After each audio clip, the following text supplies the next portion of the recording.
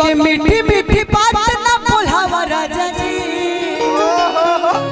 एगो नया नौहर कन्या अपना राजा जी से कहते हैं कि राजा जी देखिए हमारा के पागल मत समझी, जन रात भर घूम घूम के प्रोग्राम देखत तनी हमारा के घरे बैठा दिल बनी तो हम मुँह में के वो जमाना वाली लड़की नहीं हमें जमाना वाले मैं लाइव देख लेते हैं फेसबुक पर कि के मीठी मीठी बात ना बोलावा राजा जी।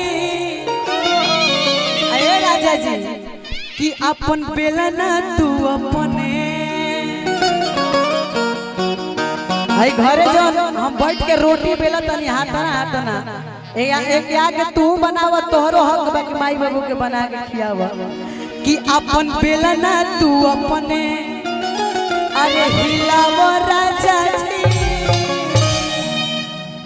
कि के मीठी मीठी बात ना बोलावा राजा जी। के मीठी मीठी बात ना बोलावा राजा जी कि अपन बेला ना तू अपने हिलावा राजा जी। अपन बेला ना घर भर के बना के खियावा राजा जी। घर भर के बना के खियावा राजा जी। अपन बेला ना तू अपने हिलावा राजा जी। अपन बेला ना तू अपने हिलावा राजा जी। अपन बेला ना तू अपने हिलावा राजा जी।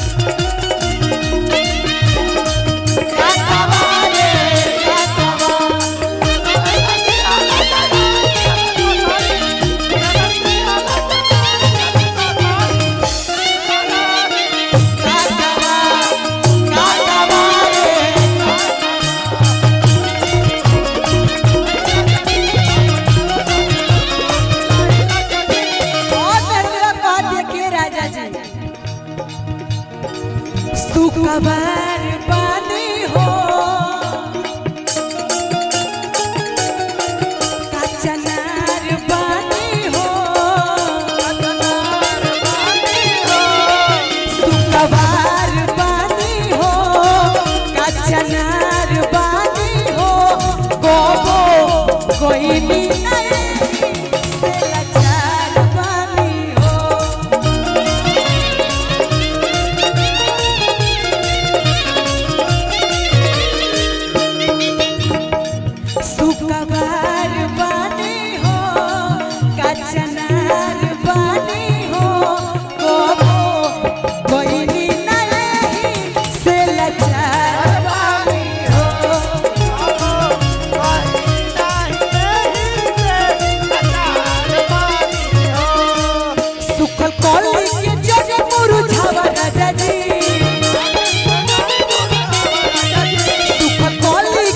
राजा जी।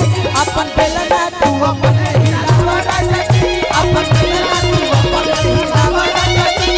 अपन बेला ना तू अपने हिलावा राजा जी। यही में मेरुआ कहतिया कि अभी नहीं छूटल बा हमारा अरे हई देह से हरा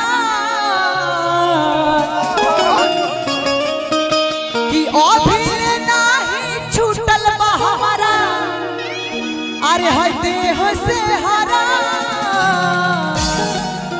कि जवन पूछे ना डरो कवन काम के मनो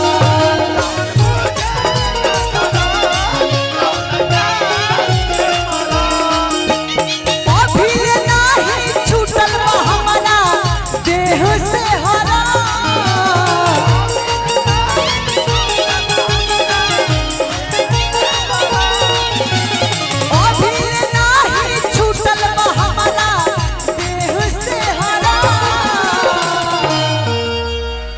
कि जवन पूछे ना करो कवन काम के मरो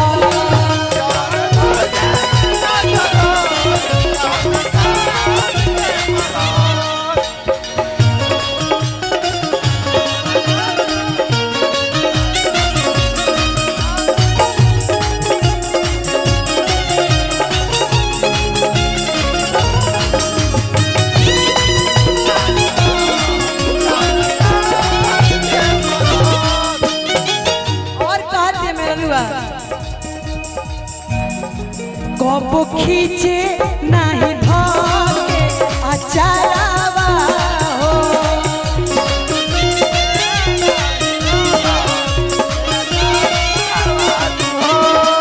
कबो धरे नहीं हमके पजारावा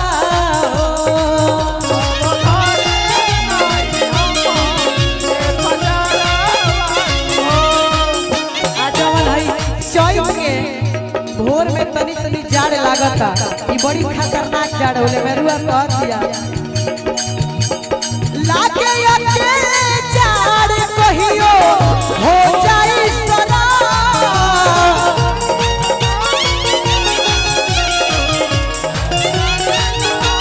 लागे अकेले जाड़ कहियो हो जाई सदा